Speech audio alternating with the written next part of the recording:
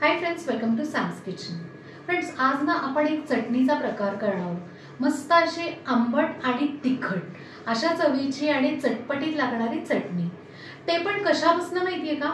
एक भाजी आणि एक फळ या दोन्हीचं कॉम्बिनेशन करून आपण मस्त चटणी करणार आहोत। तर आता ती भाजी आणि फळ कुठलं आहे? तर कच्चे टोमॅटो आणि आवळा या दोन्हीपासून आपण झटपट होणारी चटणी करणार आहोत। आणि ही जी चटणी आहे ती छानपैकी आहे ना, चवीला तर छानच लागते, मिळून येते आणि महत्त्वाचं म्हणजे 3 ते 4 दिवस आहे ना आरामात फ्रीजमध्ये टिकते। आणि तसंही आता ना सध्या थंडीचं वातावरण आहे, त्यामुळे लवकर अजिबात खराब होत नाही। आणि दुसरी गोष्ट म्हणजे इडलीच्या वेळेला सुद्धा ना आपण इडली डोसा वगैरे करतो, त्यावेळेला ना आपण नारळाची चटणी करतो ना, तर त्यासाठी सुद्धा हा पर्याय छान आहे। इनफॅक्ट ही चटणी तुम्ही थालीपीठ, पराठा, पराठ्यावर लक्षात आलं की आता थंडीत ना आपण गरम गरम पराठे करतो ना, त्यावेळेला नक्की ही चटणी तुम्ही सर्व करू शकता। सो ही चटणी करून बघा आणि मला कमेंट मध्ये सांगा। 3, 2, 1 आपण आहे ना कच्चे टोमॅटो आणि आवळ्याची चटणी करणार आहोत। त्यासाठी मी इकडे कच्चे टोमॅटो पावशेर घेतलेत आणि 2 आवळे घेतलेले आहेत। आधी आपण आहे ना आवळे चिरून घेऊ, असं कडेकडेने चिरायचे, म्हणजे मग मधली जी बी आहे ती आपण काढून टाकणार आहोत। आपण आवळ्याचे असे थोडे मोठे तुकडे करून घेऊया, बारीक तुकडे करायची गरज नाही, कारण काय ना आपण नंतर मिक्सरमधूनच ही चटणी काढणार आहोत। दोन्ही आपण आवळे ना चिरून घेतले, त्याच्या बिया काढलेल्या आहेत। आता आपण हे आवळे एका वाटीत काढून घेऊया। आता आपण टोमॅटो चिरून घेऊ, हे वरचं ना फक्त काढून टाकायचं आणि इकडे एक ना छोटा कट मारायचा आणि काढून घ्यायचं। आणि बाकीचे टोमॅटो जो आहे तो थोडासा असा जाडसर चिरून घ्यायचा, ह्याला पण बारीक चिरायची गरज नाहीये। सगळे टोमॅटो आपण ना चिरून घेतलेले आहेत। आता आपण हे दोन्ही मिश्रण शिजवायची आहेत।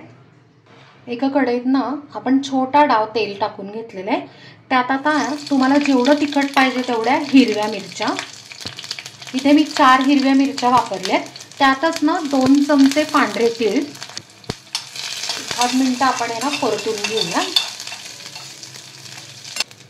आता त्यात आपण आहे ना हे जे टोमॅटो चिरून घेतले होते ना ते टाकूया, आवळे,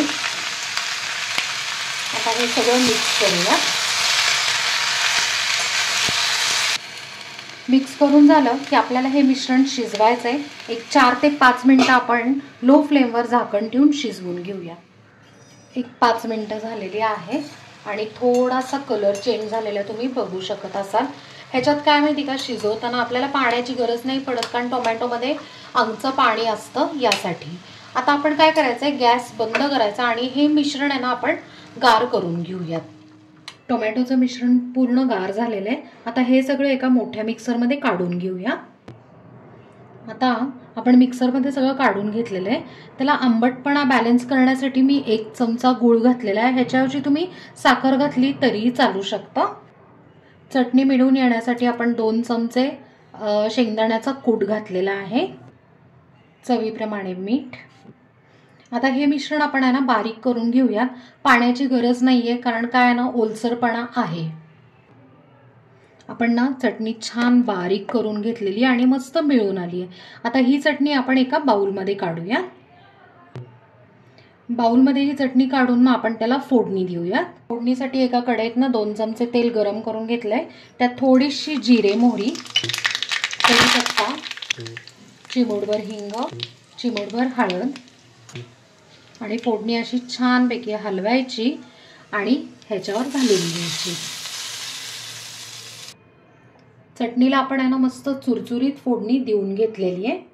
फ्रेंड्स, व्हिटॅमिन सी युक्त अशी आंबट आणि तिखट कच्च्या टोमॅटोची आणि आवळ्याची चटणी इथे तयार आहे आणि आपण ती सर्व करून घेतली आहे। फ्रीजमध्ये तुम्ही ही 3 ते 4 दिवस एका काचेच्या बरणीमध्ये छान स्टोर करू शकता आणि कुठल्याही पदार्थ बरोबर खाऊ शकता, जसं की इडली, डोसा, धिरडं, थालीपीठ, पोळी, पराठे कशाबरोबरही खाऊ शकता तुम्ही।